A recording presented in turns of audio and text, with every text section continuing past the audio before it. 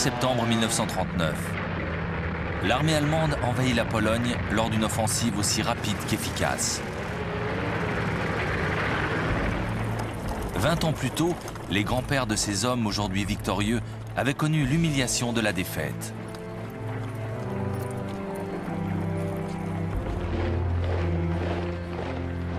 En novembre 1918, après 4 années de guerre, l'empereur Guillaume II avait été contraint d'abdiquer. Son armée avait été battue par les Alliés, français, anglais et américains. Son peuple mourait de faim. Dans ce chaos, un mythe était né. Celui d'une armée allemande victorieuse sur le terrain, trahie par ceux de l'arrière, les politiciens.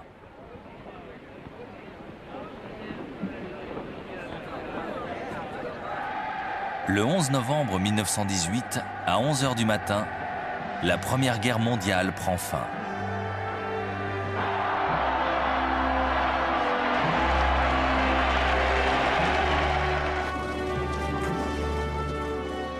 Dans les mois qui suivent, Woodrow Wilson, alors président des États-Unis, s'engage à œuvrer pour la création d'un nouvel ordre mondial.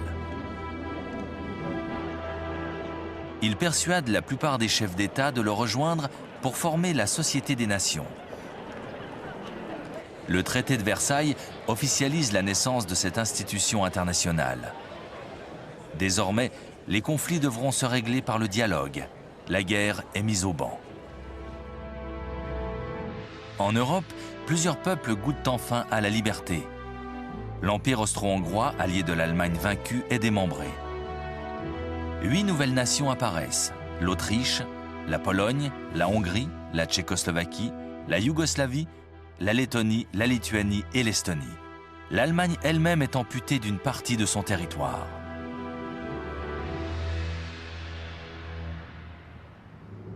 Ce démembrement porte en germe les futurs conflits. En Tchécoslovaquie, d'importantes minorités allemandes nourrissent déjà un rêve: la réunification de leurs terres avec la mère patrie.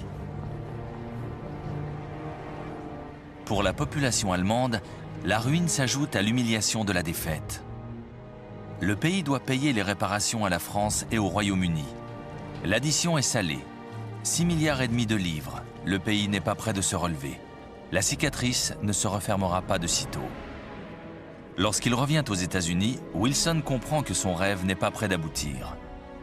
Le Congrès américain refuse que le pays rejoigne la Société des Nations. Un comble.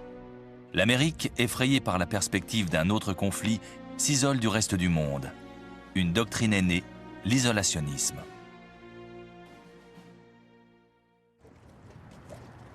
La guerre a profondément modifié le paysage politique allemand. La monarchie militaire a été balayée. Le pays est devenu une démocratie. Mais le gouvernement de cette république dite de Weimar a du mal à faire face aux tensions qui secouent la société. Des batailles de rue opposent l'extrême droite aux communistes, qui, inspirés par l'exemple russe, tentent de faire une révolution.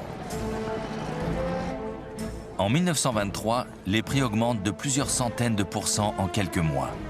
La monnaie n'a plus que la valeur du papier sur lequel elle est imprimée. Les petits épargnants assistent, impuissants, à la disparition de leurs économies. Il y a sans doute ici le terrain fertile dans lequel un homme saura faire éclore la contestation contre des politiciens jugés responsables de tous les malheurs du peuple.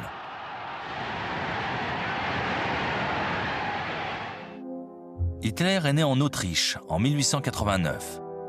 Il a participé à la Grande Guerre durant laquelle il s'est illustré, obtenant même la Croix de Fer.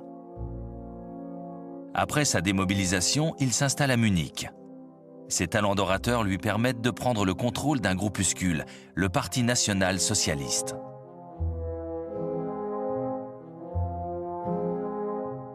En octobre 1923, Hitler et ses hommes tentent de renverser la République de Weimar.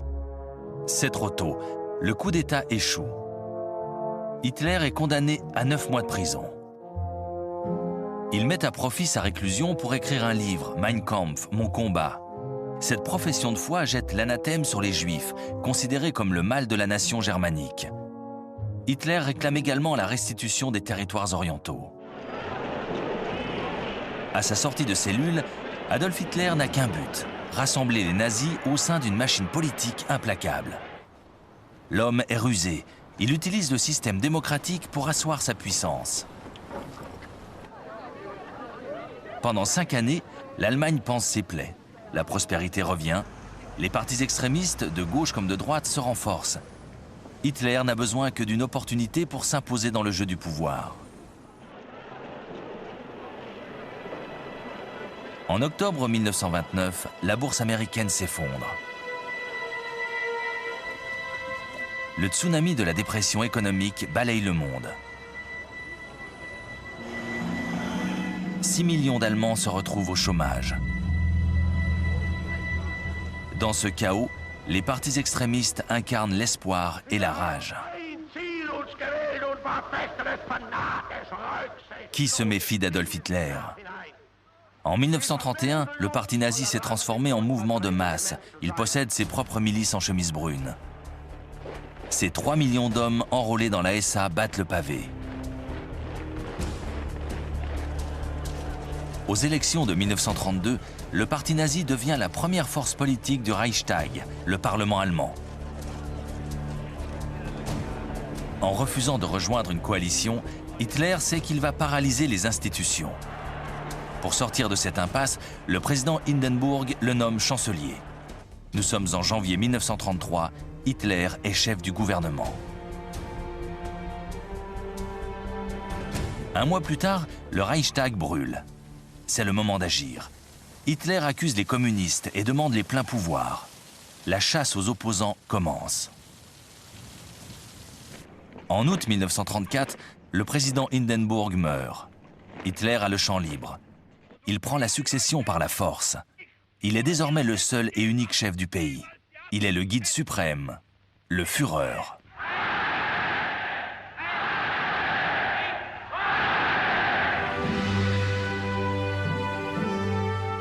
Très vite, il consolide son pouvoir dictatorial en concentrant tous les efforts du pays sur le renforcement de l'économie allemande. Pendant 3 ans, il investit des millions dans les travaux publics. La construction de 7500 km d'autoroutes résorbe une partie du chômage. Mais ces grands projets cachent à peine l'axe principal de la politique du Führer, le réarmement. Selon le traité de Versailles, l'armée allemande ne devait compter que 100 000 hommes et ne posséder ni force aérienne, ni blindés, ni sous-marins. En 1935, Hitler sort du bois. L'Europe apprend que 300 000 Allemands sont sous les drapeaux. Et surtout, l'armée de l'air allemande, la Luftwaffe, dispose de 2500 appareils, plus que l'Angleterre ou la France.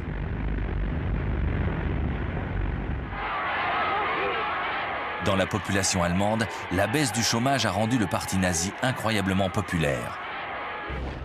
Soutenu par son peuple, Hitler peut entamer sa stratégie de reconquête. En 1935, la Société des Nations lui restitue la Sarre, région frontalière avec la France.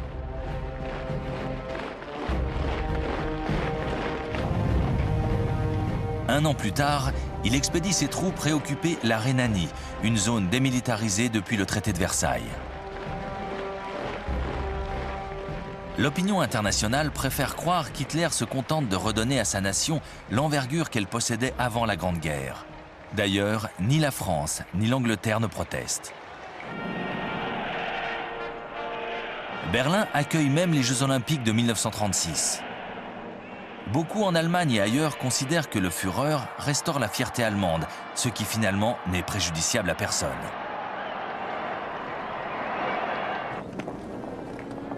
Et pourtant, quelques indices prouvent déjà le contraire.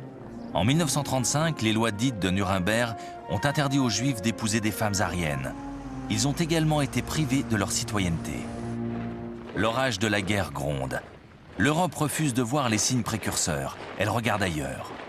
En Asie, une autre puissance va écraser ses voisins.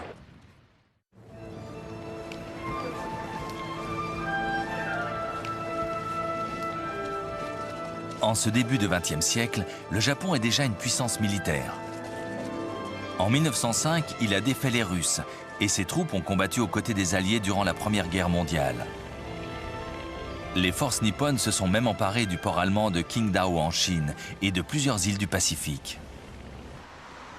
À la fin du conflit, il ne faisait aucun doute que le Japon s'était imposé comme une grande puissance. C'était à ce titre qu'il avait logiquement intégré la Société des Nations.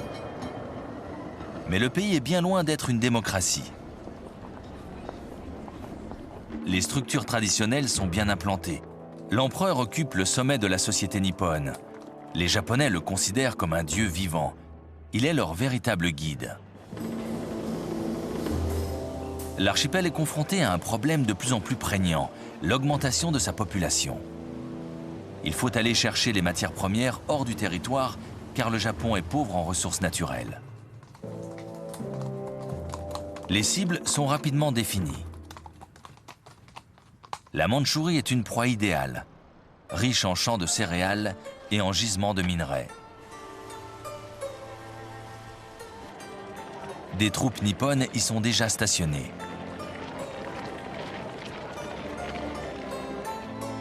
Mais les dirigeants japonais ont un gros appétit. Ils lorgnent sur les possessions occidentales dans la région. Les 3 colonies britanniques, Birmanie, Malaisie et Hong Kong, mais aussi l'Indochine, dirigée par les Français, ou encore les Indes néerlandaises. Il convient pourtant d'être très prudent pour ne pas froisser l'autre superpuissance présente dans le Pacifique, les États-Unis.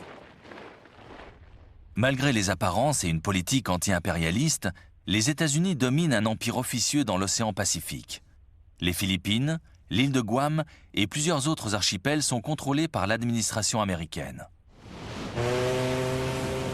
Il ne fait aucun doute que le Japon rêve d'éliminer ce rival très gênant. Mais l'Amérique ne s'inquiète pas. Depuis la fin de la Grande Guerre, le pays se divertit, il danse. C'est l'âge d'or du jazz.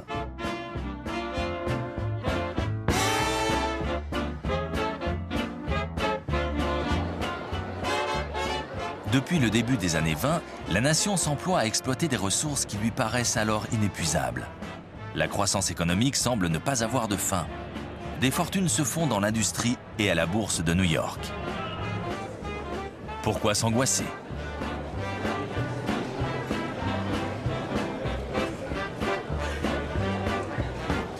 Les volontés expansionnistes du Japon sont bien loin des préoccupations américaines. À la fin de la Première Guerre, le gouvernement a même signé avec la France, le Royaume-Uni et le Japon un traité de réduction de la flotte de guerre. Les Japonais ne l'ont pas vraiment appliqué. Leur marine domine le Pacifique. À la moindre faiblesse, les possessions américaines deviendront des proies. C'est dans ces circonstances que survient la Grande Dépression de 1929. Elle dévaste tout sur son passage. Un quart de la population américaine perd son emploi. Des dizaines de milliers de chômeurs se retrouvent sans rien. Des familles entières sont jetées à la rue. L'Amérique voit croître les bidonvilles. Elle n'a ni le temps, ni l'envie de regarder au-delà de ses frontières. L'heure du Japon est arrivée.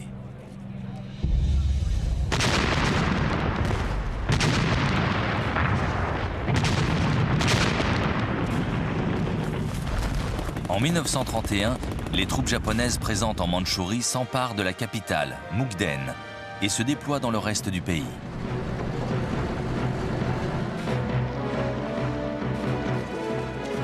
Un État fantoche voit le jour, le Manchukuo, dirigé par une marionnette, le dernier empereur de Chine, Puyi, que les Japonais ont sorti du placard dans lequel les Chinois l'avaient mis en 1911.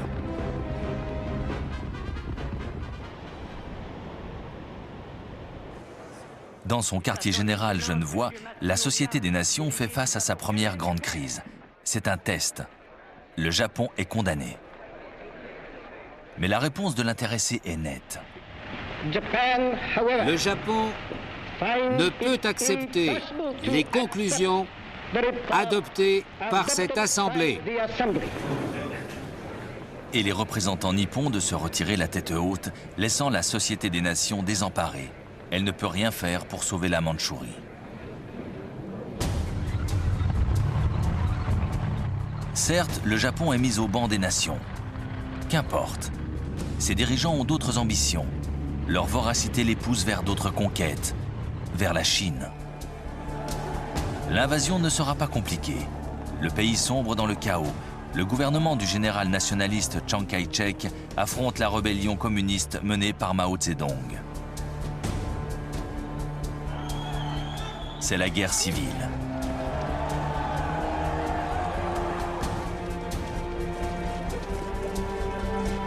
En 1936, les Japonais signent un pacte avec Adolf Hitler. L'Allemagne s'engage à intervenir si l'Union soviétique réagit militairement à la future invasion de la Chine. En juillet 1937, les Japonais prennent l'excuse d'un incident avec des soldats chinois pour envahir le pays.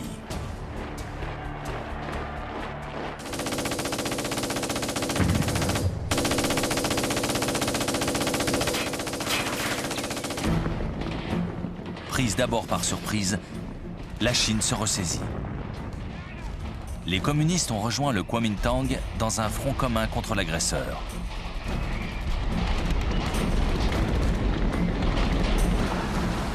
Le Japon contre-attaque en faisant débarquer de plus en plus de troupes. À la fin de l'année 1937, le nord du pays et la totalité des côtes sont occupés.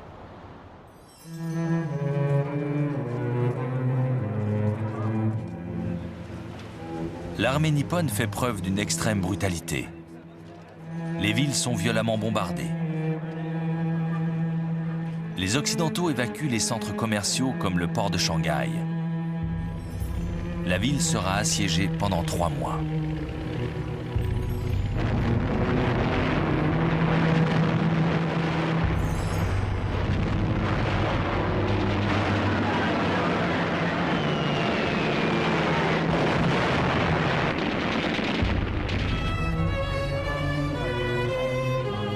Les conséquences sont terribles.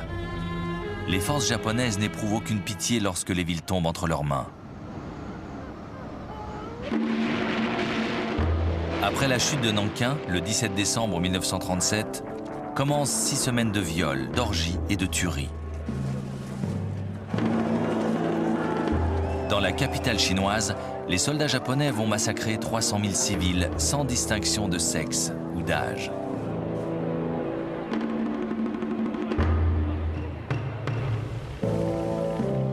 Ils vont même attaquer les bateaux de guerre américains et britanniques venus protéger l'évacuation de leurs ressortissants. L'incident le plus grave intervient le 1er décembre 1937. Le vaisseau américain Panay est coulé par des bombes nippones. 50 marins perdent la vie lors de cette attaque. Malgré cela, les puissances occidentales refusent d'intervenir. Et la Société des Nations semble toujours aussi impuissante.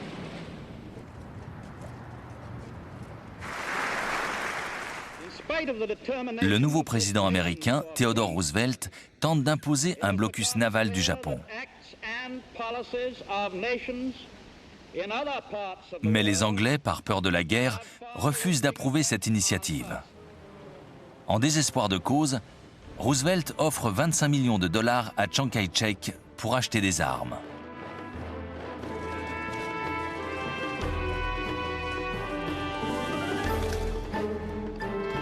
Comme les troupes communistes combattent aux côtés du Kuomintang, l'Union soviétique s'engage également à apporter son aide, mais se contente finalement de quelques escarmouches le long de sa propre frontière avec la Mandchourie. La Chine est abandonnée. Elle se retrouve seule face à l'envahisseur. Durant l'année 1938, les Japonais investissent Canton et repoussent les forces chinoises toujours plus loin vers l'ouest. Les grands discours de la Société des Nations n'ont servi à rien. Aucune des promesses faites au nom de la paix n'a été tenue. Le feu de la guerre se propage. Il se rapproche maintenant de l'Europe. Qui sera la prochaine victime ?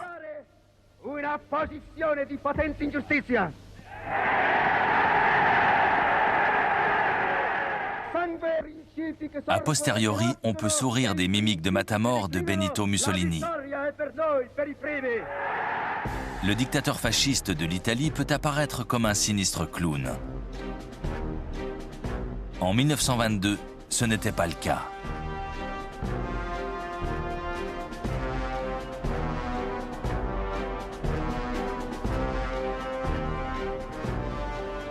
Quelques années auparavant, comme l'Allemagne, l'Italie avait sombré dans l'anarchie.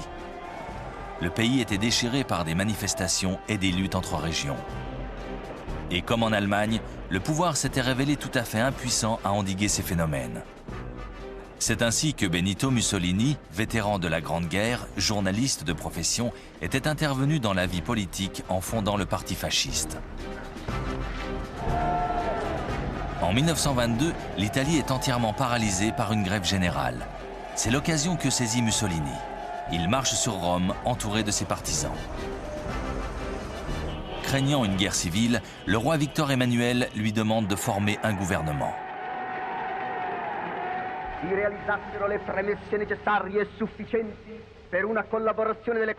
Maître du pays, il bâillonne toute opposition et assume un pouvoir sans partage. La péninsule italienne est désormais sous sa botte. En 1928, sa position politique est bien établie. Le Parlement est constitué de pleutres et tout le pouvoir est entre les mains du Grand Conseil fasciste.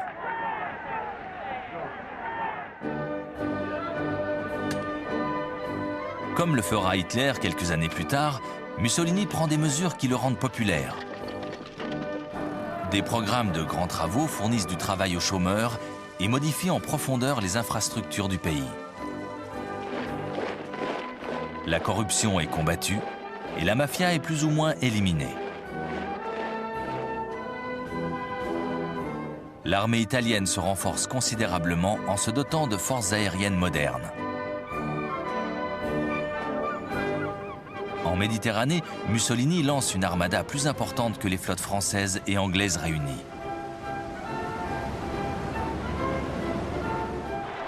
Lorsque survient la Grande Dépression, l'Italie est à son apogée, d'autant que Mussolini inspire d'autres dictateurs.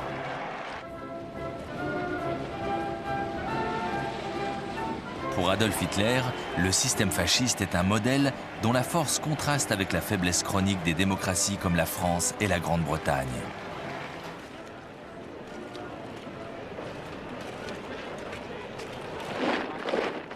Mais Mussolini ne se contente pas d'être idolâtré par les foules. Il rêve de rebâtir l'Empire romain. Il a déjà choisi la première étape de cette grande conquête, c'est l'Abyssinie, l'Éthiopie actuelle.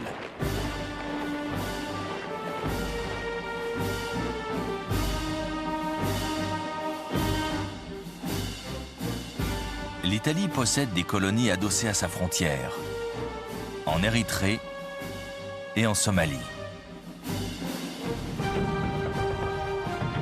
En décembre 1934, les troupes italiennes provoquent un accrochage avec l'armée d'Abyssinie. L'incident se déroule à l'oasis d'Ogaden, en territoire abyssinien. Pourtant, Mussolini, après avoir expédié des renforts en Érythrée et en Somalie, réclame des réparations.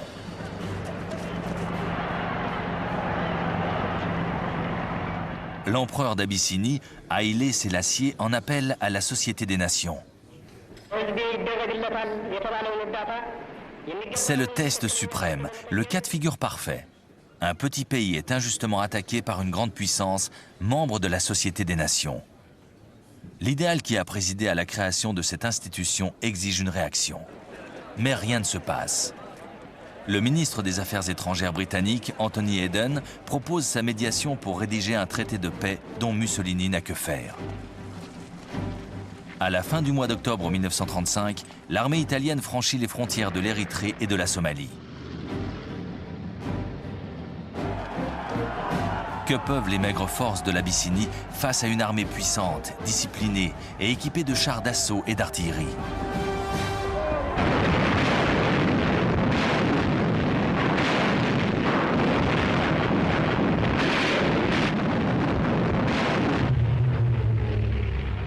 Les appareils italiens maîtrisent l'espace aérien. Ils harcèlent leurs adversaires et larguent des bombes chimiques, malgré les dispositions du traité de Versailles qui avaient dénoncé leur utilisation comme un crime contre l'humanité.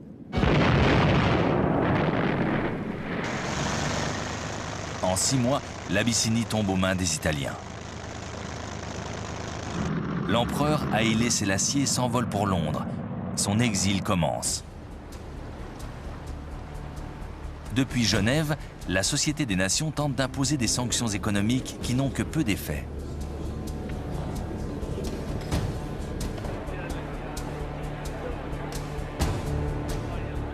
L'agression contre l'Abyssinie a révélé 2 choses. D'abord, l'impuissance des États, incapables de garantir la paix de l'humanité. Ensuite, le manque de résolution de la France et de la Grande-Bretagne, 2 nations paralysées par la peur de la guerre.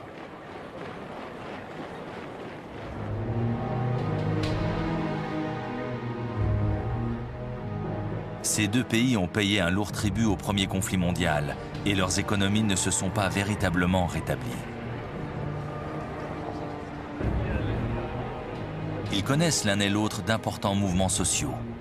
Grèves et manifestations se succèdent.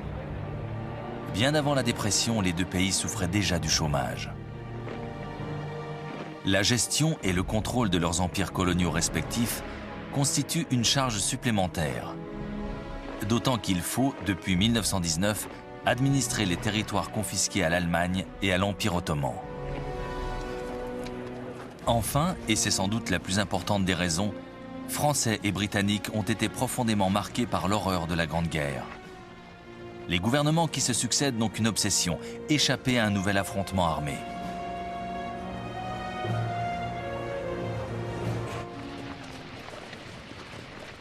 En dépit du traumatisme causé par le conflit, la Grande-Bretagne avait réussi à moderniser son armée de conscrits. Elle se hâta de la transformer en force de police dispersée à travers l'empire colonial. Lors de la Grande Dépression, toutes les tentatives de modernisation ou de réorganisation des troupes avaient été abandonnées. À l'aube d'une autre guerre, le pays est considérablement affaibli, économiquement et militairement. Pendant la Première Guerre mondiale, les pertes françaises avaient été plus importantes que celles de ses alliés. Mais la méfiance envers le voisin allemand justifiait le maintien d'un grand nombre d'hommes sous les drapeaux. Tout au long des années 20, le taux de natalité ne cessa de baisser. Il devint évident que le pays connaîtrait un grave déficit de population dès le milieu de la décennie suivante. La France ne pourrait rivaliser avec la vitalité et la masse des armées allemandes.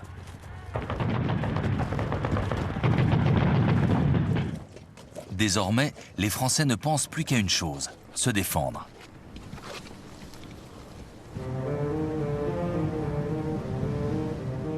La ligne Maginot, une série de fortifications construites dans les années 30, incarne cet état d'esprit.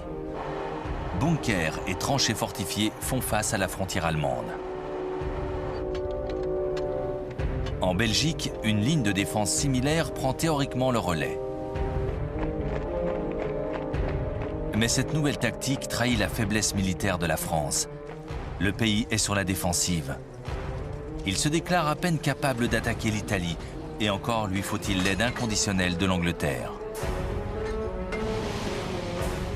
Les 2 nations savent qu'en cas de conflit, leurs flottes n'auront pas la vie facile en Méditerranée.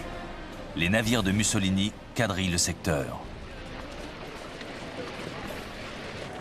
Aussi, lorsque l'Italie soumet l'Abyssinie, les 2 grandes puissances regardent ailleurs, feignant d'ignorer les dangers qui pèsent sur l'Europe.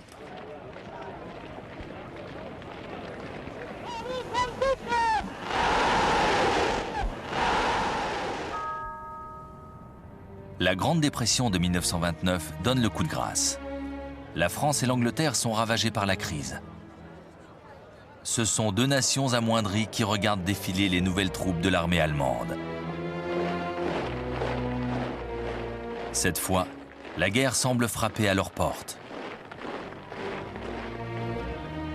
Et elle frappe d'autant plus fort qu'un autre dictateur va venir violer la démocratie sous leurs yeux. Franco va mettre au pas la République espagnole.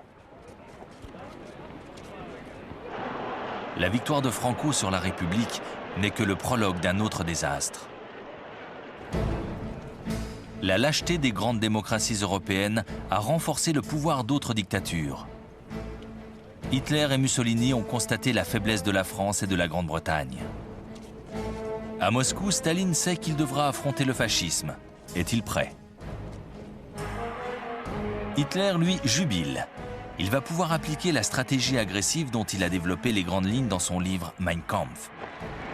Avant même que la guerre civile espagnole ne s'achève, il lance ses troupes à l'assaut de l'Europe.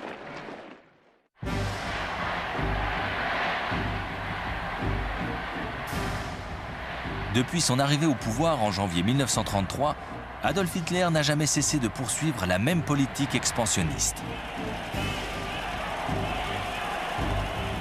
Le 3 février de cette même année, il déclarait à ses généraux que son but ultime consistait à germaniser les territoires de l'Est. Depuis cette date, l'armée se préparait à une guerre de conquête. Malgré les dispositions du traité de Versailles qui lui interdisent de posséder des chars d'assaut, l'Allemagne a signé en 1923 un traité secret de collaboration avec l'Union soviétique. Il lui permet d'expérimenter les dernières nouveautés techniques et tactiques en matière d'armes blindées. De jeunes officiers brillants comme Heinz Guderian ont lu les manuels de stratégie écrits par des spécialistes britanniques comme le colonel John Fuller ou Basil Liddell-Hart. Dans les années 20, certains ont même pu observer les grandes manœuvres effectuées par les troupes blindées anglaises dans la plaine de Salisbury.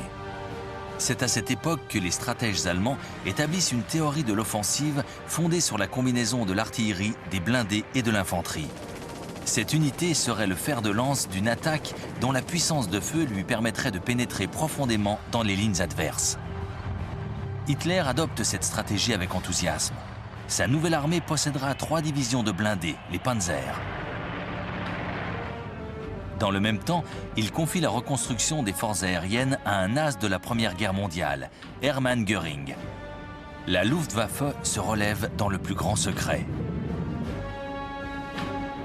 Comme l'Allemagne n'est pas censée œuvrer à la renaissance de son armée de l'air, le gouvernement s'appuie sur la mobilisation des civils. Désormais, les aéroclubs forment les futurs personnels militaires.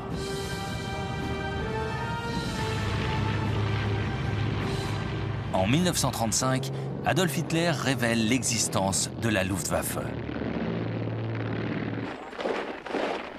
Il annonce également que son armée compte 300 000 hommes. La conscription est rétablie.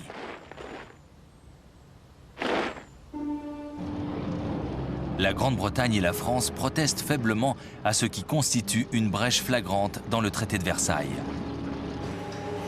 Les deux pays débutent à contre-cœur un lent processus de réarmement.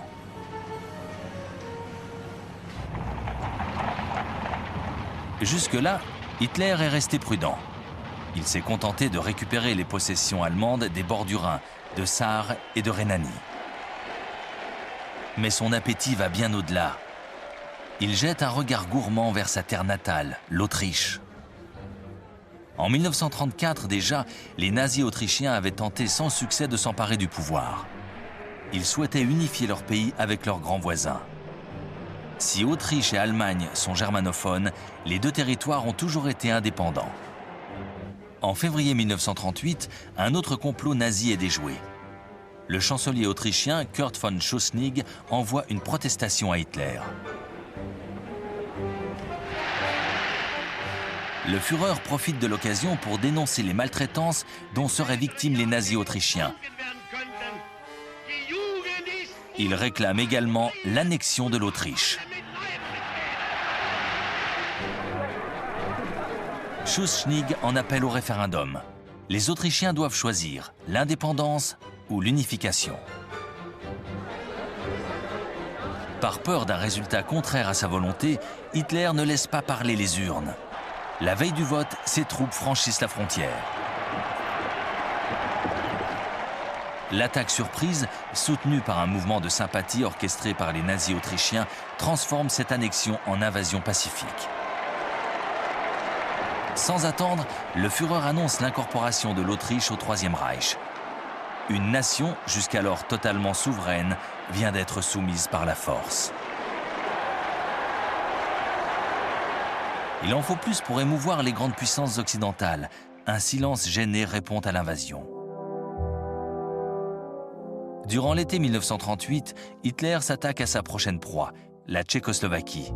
Une importante minorité germanophone occupe le nord-ouest du pays, dans la région des Sudètes. En 1919, à la suite du démantèlement de l'Empire austro-hongrois, ces populations se sont retrouvées isolées au sein d'un nouveau pays, la Tchécoslovaquie. En découpant l'Europe sans discernement, les signataires du traité de Versailles avaient laissé derrière eux une véritable bombe à retardement. Hitler a le champ libre.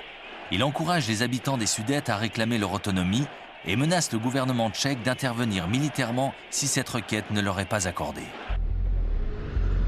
Le gouvernement tchèque n'a pas d'autre choix que d'ordonner la mobilisation. Son armée est importante et bien équipée. Un imposant dispositif de fortification borde la frontière avec l'Allemagne. Hitler se ravise. L'Europe sent l'odeur de la guerre.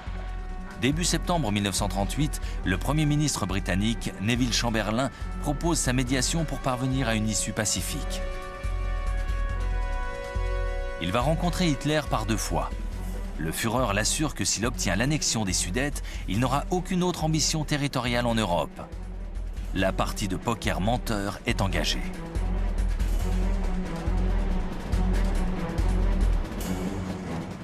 À Munich, le 29 septembre 1938, sous l'œil affable d'un témoin de choix, Benito Mussolini, la France et la Grande-Bretagne signent un accord qui n'est en fait qu'un marché de dupes. Les Sudètes sont offertes au Troisième Reich. Hitler promet de s'arrêter là, mais qui le croit? Chamberlain le croit. À son retour à Londres, à peine descendu de l'avion, il brandit dans les bourrasques le papier garantissant la paix. Le 1er octobre, les troupes allemandes occupent les Sudètes et s'emparent sans combat de la ligne de fortification tchèque.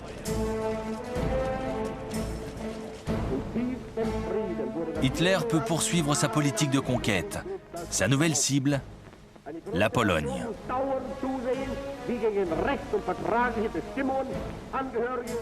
Une fois de plus, l'ineptie de certaines clauses du traité de Versailles est en cause.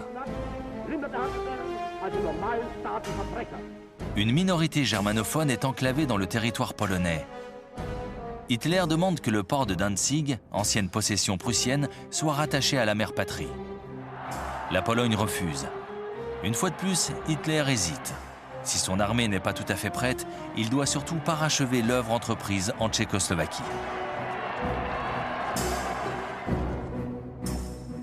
Dans ce pays de création récente, il joue sur les différences ethniques entre Tchèques et Slovaques. En mars 1939, les Slovaques implantés à l'est du pays lui demandent un appui pour obtenir leur indépendance. Hitler convoque le Premier ministre tchécoslovaque, Emil Hácha, à Berlin. Il lui intime l'ordre de se placer sous la protection du Reich.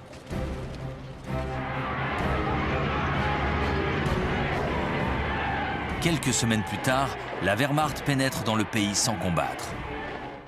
La plus grande partie du territoire est annexée. La Slovaquie devient un protectorat. C'est la première fois qu'Hitler ose s'emparer de territoires peuplés par des populations non germanophones. Mais cette invasion ne suscite aucune véritable réaction. La France et la Grande-Bretagne se contentent une fois de plus de protester mollement. À la fin du mois de mars 1939, Hitler réclame de nouveau à la Pologne le rattachement au territoire allemand du port de Danzig. Cette fois, Français et Britanniques déclarent que toute attaque constituera une cause de guerre. Mais Hitler n'hésite pas. Il a maintes fois constaté la faiblesse et l'indécision de ses adversaires. Il passe outre toutes les menaces. En Russie, Joseph Staline s'inquiète de l'expansion des nazis vers l'Est. En avril 1939, il propose une alliance à la France et la Grande-Bretagne. Mais les négociations s'enlisent et Staline n'a plus qu'une seule issue, gagner du temps, en traitant directement avec Hitler. Le 23 août, l'Union soviétique et le Troisième Reich, les deux ennemis mortels, signent un pacte de non-agression. En secret, les deux puissances ont scellé le sort de la Pologne. Hitler et Staline se partagent le gâteau. Les Russes s'emparent de la Lituanie, de l'Estonie et de la Lettonie. Hitler a enfin les mains libres. Il met ses troupes en ordre de bataille. L'invasion de la Pologne est imminente. Le 31 août 1939, la Wehrmacht donne enfin l'assaut. Le Führer vient de prendre la décision qui va plonger le monde dans la guerre.